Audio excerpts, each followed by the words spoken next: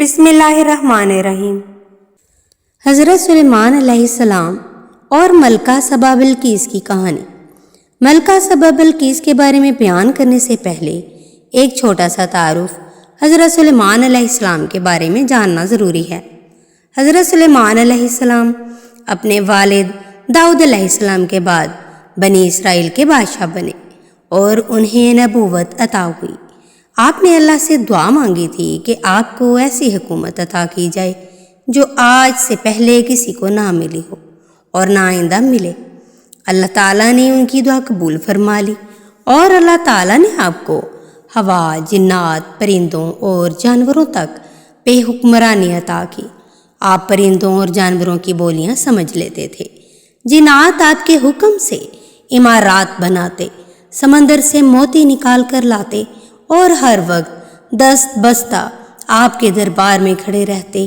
چونکہ ہوا بھی آپ کے تابع تھی تو آپ کا لکڑی سے بنا ہوا ایک بہت بڑا تخت ہوا میں اڑتا رہتا اور صبح سے شام تک 1 مہینے کی مسافت طے کر لیتا تھا۔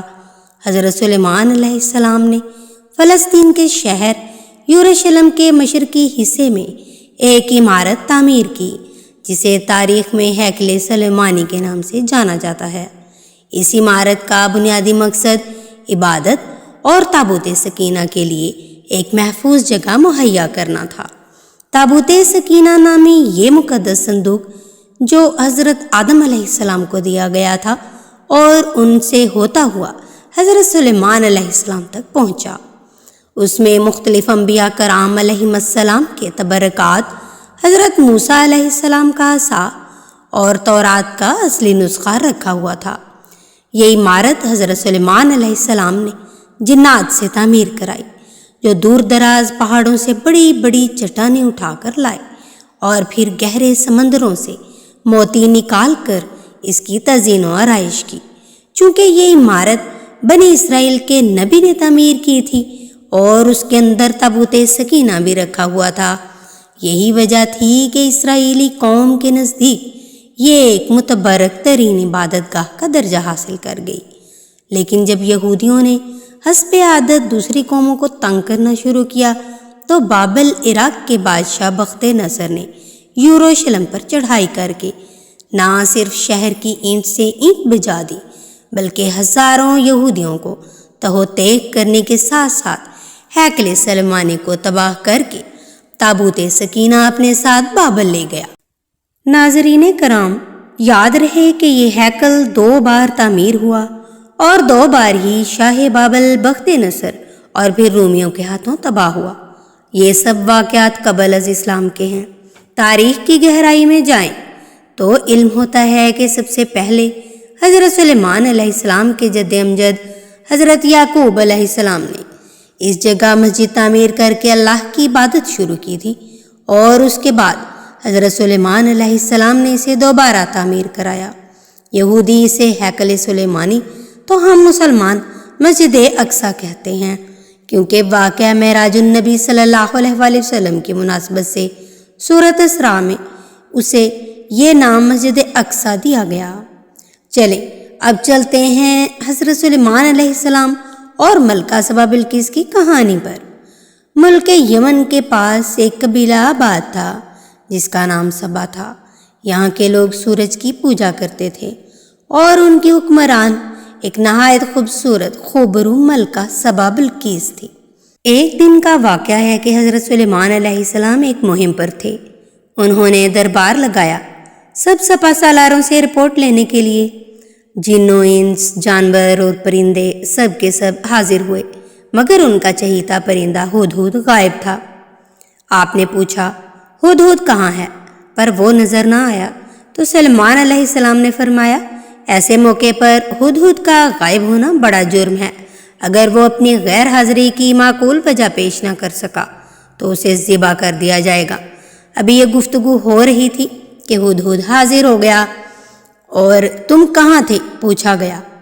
ہدہد نے بڑے احترام سے جواب دیا، اے اللہ کے پیغمبر، میں اڑتے اڑتے جنوب میں ایک ایسے ملک میں پہنچ گیا جہاں لوگ شرک میں مبتلا دیکھے۔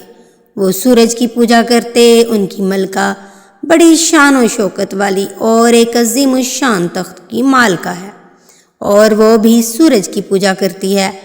وہ اپنے بہت بڑے تخت پر بیٹھ کر حکومت کرتی ہے۔ اس کے تخت میں قیمتی ہیرے، جواہرات اور لال و زمور جڑے ہوئے ہیں۔ قوم یمن پر ملکہ سبا کی حکومت تھی، اور جنوب عرب کے کئی علاقے بھی ان کی حکمرانی میں تھے۔ اگر تمہاری بات سچ ہے تو میرا خط اس ملکہ تک پہنچاؤ کہ وہ اور اس کی قوم شرک سے باز آ جائیں اور دین کی راہ اپنائیں۔ خط پہنچانے کے بعد وہاں بیٹھ کر سنو وہ کیا رد عمل اختیار کرتے ہیں، اور پھر آ کر مجھے خبر دو۔ حضرت سلیمان علیہ السلام نے ہدہد کو حکم دیا اور خط لکھوایا۔ حضرت سلیمان علیہ السلام نے ملکہ بلقیس کو مخاطب کر کے لکھا: بسم اللہ الرحمن الرحیم۔ یہ مکتوب سلیمان کی طرف سے ہے۔ اللہ رحمان و رحیم کے نام سے شروع کیا گیا ہے۔ مضمون یہ ہے کہ میرے مقابلے پر سرکشی نہ کرو اور مسلم و مطیع بن کر میرے پاس حاضر ہو جاؤ۔ سورۃ نمل۔ یہ خط دراصل ملکہ سبا اور اس کی قوم کی طرف دعوت اسلام تھی۔ انہیں شرک سے ہٹا کر توحید کی طرف لانا تھا۔ ہدہد نے خط لے جا کر ملکہ بلقیس کی گود میں گرا دیا۔ اس وقت گرایا جب وہ سورج پرستی کے لیے معبد جا رہی تھی۔ ملکہ حضرت سلیمان علیہ السلام کا خط پڑھ کر حیران رہ گئی اور اس نے دربار بلوایا۔ ملکہ کے دربار میں اس وقت 300 کے قریب سردار بیٹھے تھے۔ انہوں نے جب خط کا متن سنا تو طیش میں آ گئے اور کہا کہ یہ ہماری توہین ہے، ہمیں اس کا سخت جواب دینا چاہیے۔ مگر ملکہ بہت سمجھدار تھی۔ اس نے انہیں سمجھایا کہ خط سے پتہ چل رہا ہے یہ کوئی عام شخص نہیں، خدا کا پیغمبر ہے۔ ناظرین کرام، ملکہ سبا نے کہا کہ ہمیں حکمت سے کام لے کر اسے آزمانا چاہیے۔ اگر یہ واقعی اللہ کے نبی ہوئے تو تحائف قبول نہیں کریں گے اور پھر ہم ایمان لے آئیں گے۔ کافی بحث کے بعد یہ طے پایا کہ حضرت سلیمان علیہ السلام کی خدمت میں پہلے تحائف بھیجے جائیں اور انتظار کیا جائے کہ ہمارے ایلچی وفد کیا جواب لے کر لوٹتے ہیں۔ ہدہد یہ ساری گفتگو سن رہا تھا۔ اس نے آ کر حضرت سلیمان علیہ السلام کو ساری بات بتا دی۔ دوسری جانب ملکہ بلقیس نے ایک وفد تیار کیا جس کے ہاتھ نہایت قیمتی تحفے، تحائف، غلام، لونڈیاں حضرت سلیمان علیہ السلام کی خدمت میں روانہ کیے گئے۔ حضرت سلیمان علیہ السلام نے اس وفد کا ایسا شاندار استقبال کیا کہ وہ انگشت بدنداں رہ گئے۔ یاد رہے حضرت سلیمان علیہ السلام اس وقت دنیا میں سب سے امیر ترین شخص تھے۔ ناظرین کرام، انہوں نے وفد کو بتایا کہ مجھے خدا نے وہ کچھ دیا ہے جس کا ملکہ بلقیس تصور تک نہیں کر سکتی، اس لیے یہ سب تحائف واپس لے جاؤ اور اپنی ملکہ سے کہہ دو کہ اگر اسلام قبول نہیں ہے تو ہمارے عظیم الشان لشکر کا انتظار کرے جس کا مقابلہ کرنے کی ہمت تمہاری قوم میں نہیں ہے۔ وفد جب واپس چلا گیا تو حضرت سلیمان علیہ السلام نے اپنے وزیروں اور جنات کو بلا کر کہا، تم میں سے کون ہے جو ملکہ بلقیس کا تخت اس کے یہاں پہنچنے سے پہلے لے آئے؟ ملکہ سبا کا تخت 80 گز لمبا اور 40 گز چوڑا تھا، سونے، چاندی اور قیمتی جواہرات سے مرصع تھا۔ اسے اٹھانا تو دور، ہلانا بھی آسان نہیں تھا۔ ایک جن نے کہا کہ حضور، میں دن ڈھلنے سے پہلے لا سکتا ہوں۔ حضرت سلیمان علیہ السلام کے ایک وزیر جن جس کا نام آصف بن برخیاہ تھا، وہ اسم اعظم جانتے تھے، ولی اللہ تھے۔ انہوں نے کہا کہ میں پلک جھپکنے سے پہلے لا سکتا ہوں، میرے پاس صحیفوں کا علم ہے۔ حضرت سلیمان علیہ السلام نے آصف بن برخیاہ کو حکم دیا اور ملکہ سبا کا تخت لمحوں میں حضرت سلیمان علیہ السلام کے سامنے ان کی کرسی کے برابر میں موجود تھا۔